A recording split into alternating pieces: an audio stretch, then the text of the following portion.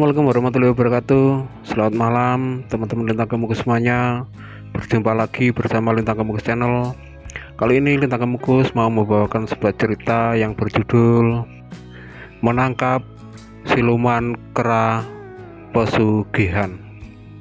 Baiklah teman-teman Lintang Kemukus semuanya, buat teman-teman yang punya cerita, berbagai cerita dan berbagai durasi, silahkan kirimkan di Instagram @lintangkemukuschannel dan di WA admin yang tercantum di deskripsi video ini.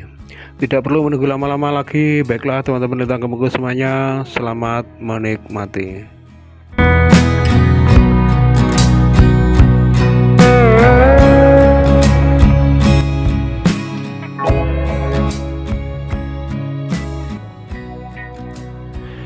Cerita ini diambil dari kisah nyata. Di suatu desa kecil, terlihat para warga jadi bertambah resah karena hampir setiap hari ada saja yang kehilangan uang, yang tidak tahu apa sebabnya. Di sana ada para guru yang tiba saatnya gajian tiap bulan, tapi tidak disangka tiba-tiba uang yang baru saja diambil dari bank dan tiba-tiba esok harinya sudah hilang. Ada keluarga dari petani yang baru saja menjual hasil panen, tiba-tiba esok harinya hilang juga uangnya. Para warga sampai kebingungan harus bagaimana mengatasi situasi kampung yang sudah semakin tidak aman lagi untuk menyimpan duit. Dengan sedikit putus asa, banyak para warga yang sudah lama curiga dengan juragan yang rumahnya terletak di ujung jalan. Banyak orang yang berkata kalau juragan itu memelihara pesugihan kera dari Ngujang. Tapi mereka tidak berdaya karena mereka tidak punya bukti nyata untuk menuduhnya. Di saat semua sudah pada pasrah dengan keadaan yang terjadi, tiba-tiba muncul salah satu keluarga yang punya ide untuk menangkap pesugihan siluman kera itu dengan cara ritual. Warga itu bernama Pak Hasan dan istrinya yang bernama Bu Tami, bukan nama sebenarnya. Pada saat siang itu, Pak Hasan pulang dari sawah. Seperti biasanya, Pak Hasan istirahat di emperan rumahnya sambil menunggu kopi yang sedang dibuatkan oleh Bu Tami, istrinya. Pak Hasan juga termasuk orang yang beberapa kali kehilangan uang hasil jual gabah dari panen di sawahnya. Tidak begitu lama, terlihat Bu Tami keluar sambil membawa kopi dan singkong rebus untuk hidangan Pak Hasan, suaminya.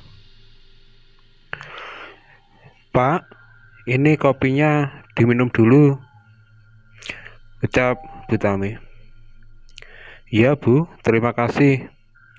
Oh ya Bu, saat Bapak pulang tadi lewat depan sekolah SD dan di sana pada rame Bu, katanya uang buat gaji guru semalam katanya hilang," ucap Pak Hasan kepada Bu Tami, istrinya. "Mungkin diambil maling Pak, siapa tahu, sekarang kan musim sulit pekerjaan toh Pak," jawab Bu Tami. "Tidak Bu, orang semua pintu dan jendela masih terkunci rapat kok Bu. Apa mungkin itu diambil pesugihan kera itu lagi ya Bu? Kalau memang benar, nanti malam mau Bapak tirakatin Bu," ucap Pak Hasan kepada Bu Tami. Tidak menunggu lama, Pak Hasan menghabiskan kopinya dan buru-buru untuk mandi dan memulai puasa dengan cara ngebleng di dalam kamarnya. Karena Pak Hasan sendiri sudah habis kesabaran karena ulah siluman kera pesugihan itu, yang dinilai sudah banyak membuat resah dan merugikan warga. Satu hari pertama, Pak Hasan tirakat belum menemukan hasil apa-apa, dan Pak Hasan pun masih terus melanjutkan puasanya sampai esok harinya. Dan paginya, seperti biasa, Pak Hasan pergi ke sawah dan beraktivitas seperti biasanya. Dan tibalah waktunya malam hari. Sejak usai sholat Isya, Pak Hasan sengaja nongkrong di emper rumahnya dan sengaja mematikan semua lampu di sekitar tempat itu, dan hanya mengandalkan cahaya bulan yang malam itu tidak begitu cerah. Di sana sudah berjam-jam Pak Hasan duduk di emperannya. Tiba-tiba pukul 1 dini hari, Pak Hasan melihat anak-anak kecil sekitar 3 anak, dan mereka berumur seperti anak 5 tahunan, tapi mereka berkepala pelontos, tidak memiliki rambut. Yang membuat Pak Hasan heran, kenapa malam-malam seperti itu masih ada anak-anak yang berkeliaran. Dan tidak lama kemudian, anak-anak itu berlalu hilang entah kemana. Yang disusul, tiba-tiba sosok aneh muncul di halaman Pak Hasan. Sosok itu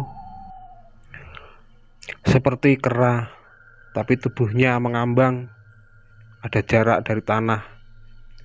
Tidak menunggu lama, Pak Hasan berdoa sebisanya, lalu bangkit beranjak berusaha menangkap kera itu. Dengan tirakat yang kuat, Pak Hasan berhasil menangkap siluman kera itu. Dan sudah tidak sabar lagi, Pak Hasan pun berniat membanting kera itu. Tapi anehnya, kera itu tiba-tiba berkata kepada Pak Hasan, "Jangan menyakitiku, Pak. Nanti Bapak akan menyesal, karena aku anak dari anakmu, Pak." Sepatah kata dari kera itu. Pak Hasan pun kaget dan berpikir, adiknya siapa yang memuja siluman kera itu. Akhirnya Pak Hasan pun bilang pada kera itu, dan jangan mengganggu warga lagi di kampungnya.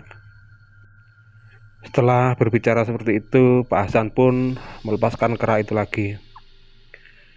Dan esok harinya, tidak diduga, Pak Hasan didatangi Aji, adik kandungnya, yang tiba-tiba meminta maaf karena sudah tidak bisa menjaga iman dan nama baik keluarga, karena sudah berani memuja pesugihan siluman kera. Dan Aji juga sering berkoar-koar kalau juragan yang rumahnya di ujung desa itulah yang memuja pesugihan kera itu.